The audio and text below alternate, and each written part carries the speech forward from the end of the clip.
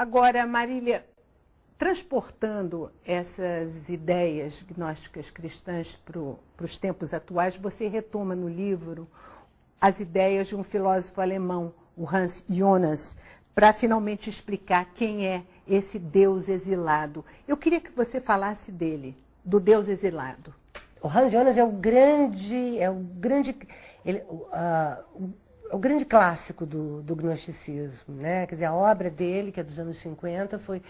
Ele escreveu o livro, inclusive, antes de conhecer os textos da Biblioteca de Nag Hammadi. As edições posteriores... Como muitas pessoas, Borges, por exemplo, Jorge Então, Luiz Borges, isso super bem lembrado. Borges diz isso. Borges diz assim, que se outros grupos tivessem sido vitoriosos e não a facção de Roma, provavelmente o Dante Alighieri teria escrito a Divina Comédia, em vez de falar sobre o céu, o inferno e o purgatório, estaria falando sobre as esferas celestes de Bárbelo, que era uma divindade feminina, gnóstica. O Borges diz isso, né? O Jonas, quando ele vai estudar o gnosticismo, depois ele fará uma palestra que ele transforma em texto, que é sobre a existência de Deus após Auschwitz. Então, a ideia é mais ou menos assim. Houve um Deus que criou o tempo, o espaço, o mundo, as rochas, os mares, os peixes, os bichos, e finalmente a sua culminância ou a sua decadência foi o Sapiens Sapiens, isto é, nós. Bem, para que esse Deus criasse o cosmos, o tempo, o espaço, a terra, etc., ele precisou doar parte de si. Ele foi doando, ele foi dando parte de si para moldar o mundo material, os planetas, etc. Quando ele se deparou com a culminância da sua criação, que somos nós, ele deve ter pensado, errei feio. Então ele tinha duas possibilidades.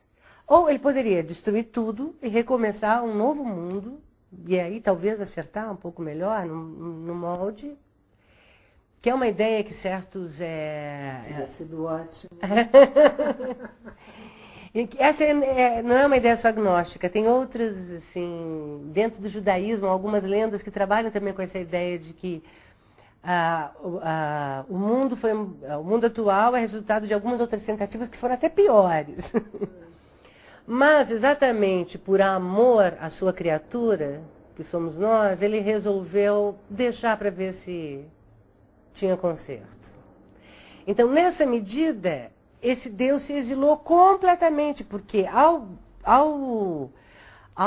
olhar para nós, ele não estava olhando para o seu reflexo, ele já estava olhando para o seu avesso. De certa maneira, a função humana, a função moral, cabe ao homem agir bem, para que, agindo bem, ele melhore esse cenário em que nós estamos, e melhorando o cenário, ele diminua a distância entre Deus e nós. Então, você acredita que é possível estabelecer uma relação entre essas novas descobertas com as posições fundamentalistas que a gente está vendo aflorar na instituição da Igreja Católica hoje? A necessidade das religiões é diferente da necessidade das instituições religiosas, que é mais o que a gente está discutindo, né? E você pode até se perguntar, haverá um momento em que a civilização não vai mais precisar de religiões? O Freud, por exemplo, achava que sim, né? No Futuro de uma Ilusão, que é o texto dele que é mais sobre cristianismo, de certa maneira, ele sugere que a religião foi um passo importante no processo civilizatório para dar limites aos homens. Mas o Freud acreditava que com a educação, o esclarecimento, a democratização do conhecimento, a religião deixaria de ser necessária. A expectativa do Freud não se cumpriu. Porque nós estamos presenciando aí um avanço, uma escalada dos fundamentalismos em todas as denominações, né? E o fundamentalismo da Igreja Católica personalizado hoje, na exemplo, figura do Ratzinger.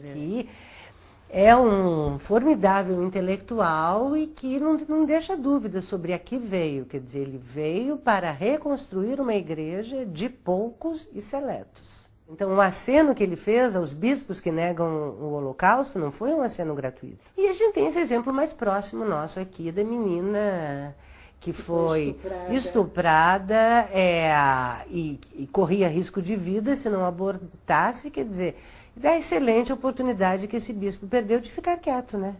Nesses 2.000, 2.500 anos da história da civilização, só o século XX esqueceu da religião. Ou pelo menos esqueceu das religiões religiosas, porque o século XX, de certa maneira, se alimentou de uma outra religião que era a utopia socialista.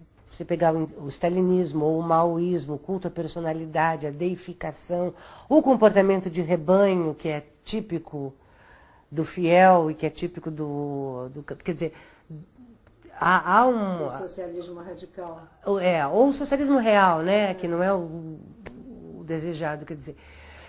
Você pode dizer que foi uma religião laica. Agora, por que o fundamentalismo está avançando? É a grande questão. E a grande pergunta, que é uma pergunta que é feita e encaminhada, de certa maneira até respondida por um autor que não é da área da filosofia, mas é um biólogo, professor de Oxford, famosíssimo, Richard Dawkins. Será que o fundamentalismo é um desvio, é uma degeneração, é uma degradação das religiões, isto é uma cópia, imperfeita daquilo que deveria ser a religião? Ou será que o impulso fundamentalista já não está no núcleo mesmo de toda e qualquer religião institucionalizada? Por que eu digo isso? Pelo seguinte, qual é o problema de você pertencer a uma religião? Não seria nenhum se não fosse o fato de que pertencer a uma significa excluir todas as outras. Então, a ideia da exclusão, que vai gerar a ideia da intolerância, vamos examinar se ela não é uma ideia que é um pilar fundamental, é a pedra sobre a qual se erguem as igrejas. Obrigada, Marília. Foi ótimo conversar com você. Aula de história.